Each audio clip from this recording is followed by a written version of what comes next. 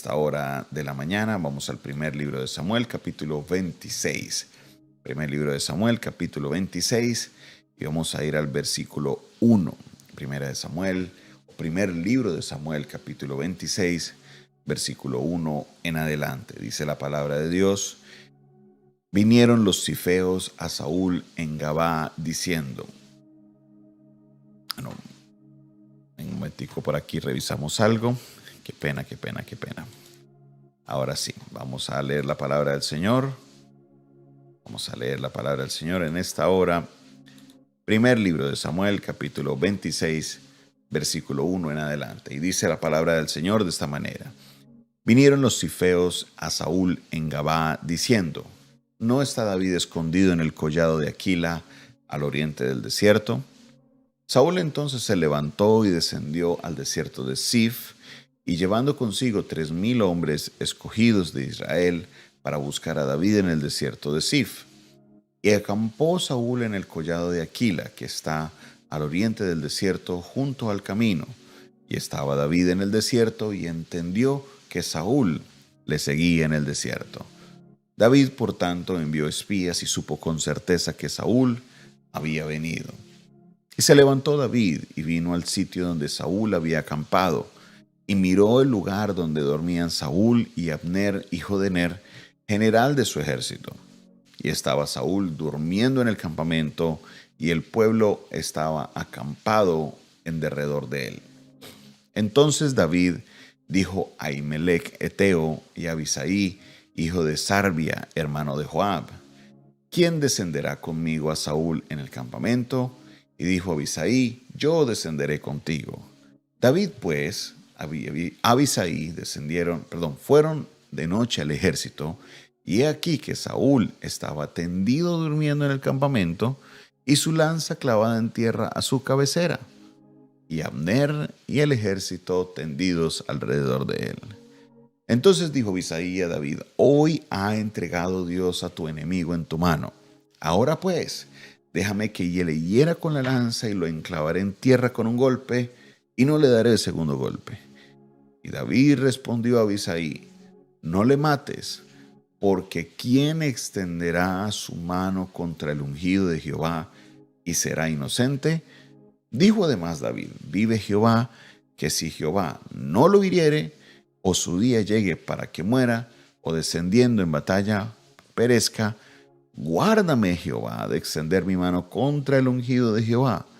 Pero toma ahora la lanza que está a su cabecera y la vasija de agua, y vámonos. Aquí en este texto estamos aprendiendo algo que ya lo tocamos durante la semana, pero es importante darle otra vista. ¿Por qué razón? Porque el orden en el que suceden los eventos en este momento tiene mucho que ver. Sí, es cierto, David ya le había perdonado la vida a Saúl anteriormente, pero él había hecho algo que no era correcto y había tocado el manto de rey, cortó el manto de rey, por eso él aún se arrepiente. Pero aquí es algo diferente. Imagínese la escena. Su enemigo está ahí acostado dormido que ni se dio cuenta que David estaba ahí. No teniendo, o sea, si uno dijera, listo, tenían que ir a conseguir con qué matarlo o qué, pero tenía la lanza de él al lado en su cabecera, o sea, era solo coger la lanza y ¡pa! De una, chao. Pero estaba toda la escena lista para que se cumpliera lo que David podría haber hecho. Y aún su compañero Abisai le dice: oh, aleluya, gloria a Dios. Mira lo que Dios está haciendo. Dios lo entregó a tu enemigo en tu mano, utilizando aún lenguaje bíblico, lenguaje espiritual para decirle: mira, llegó la hora de tomar tu venganza. Dios, es Dios el que te puso esto aquí. Pero David entendía los principios más que las emociones. David entendía sus principios y para él era más importante que sus emociones. ¿Por qué? Porque David aquí podía haber hecho muchas cosas. él podía haber matado a David y nadie se había dado cuenta porque todo el mundo estaba dormido. El único que se hubiera dado cuenta es Abisai y su gente y ya, fin de la historia. Pero no, David dice, no, no, no, no, no, no, no, así no va a ser. Lo segundo que podría haber sucedido es que automáticamente al morir Saúl, David hubiera sido rey, automáticamente. Porque ya el pueblo sabía, vemos en el capítulo anterior que cuando Abigail habla con David le dice, cuando tú seas el rey. O sea, ya se sabía que moría Saúl y el sucesor no sería el hijo de Saúl, Jonatán, sino que sería David. Todos sabían que David ya había sido ungido como rey. David podía haber empezado su reinado en este mismo momento, pero no. David no se deja llevar de sus emociones. David no espiritualiza sus emociones, sino que David se aferra a sus principios. Sé que doctrinalmente muchas personas no comprenden la naturaleza de Dios y obran tomando venganza en sus propias manos, obviando los principios de la Biblia. La Biblia nos habla de la autoridad y no nos habla de la buena o de la mala autoridad, nos habla simplemente de la autoridad, que debemos respetar a las autoridades. Romanos capítulo 13, Pablo le escribe a la iglesia que está en Roma. Le dice, hermanos, sométanse a las autoridades, porque las autoridades puestas no han sido puestas por el hombre, sino que por Dios han sido puestas con una autoridad delegada.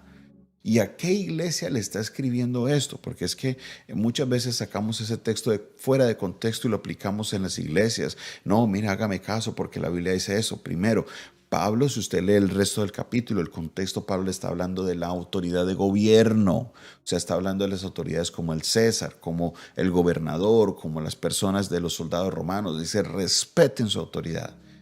¿Sabe usted qué pasaba con los cristianos de la época de la Carta de Romanos? Cogían a los cristianos y los tiraban al Coliseo, allá para que murieran por gladiadores, murieran en la mano de animales. Era entretenimiento para el pueblo la muerte de los cristianos. A los que no, eran llevados. Es que es terrible, dice que los cogían y los colocaban como en unos pedestales en la ciudad de Roma y los amarraban a esos palos y los encendían con aceite. ¿Por qué hacían esto? Porque una de las frases que Jesús nos dijo es que debemos ser luz. Y el emperador decía, pues si van a ser luz, pues que al menos sean luz para las calles de Roma. Y los encendían vivos. Y a esta gente es a la que Pablo le dice, sométanse a las autoridades. ¿Por qué? Porque tanto Pablo como David, quien es el versículo base, entendía que la Biblia habla es de autoridad.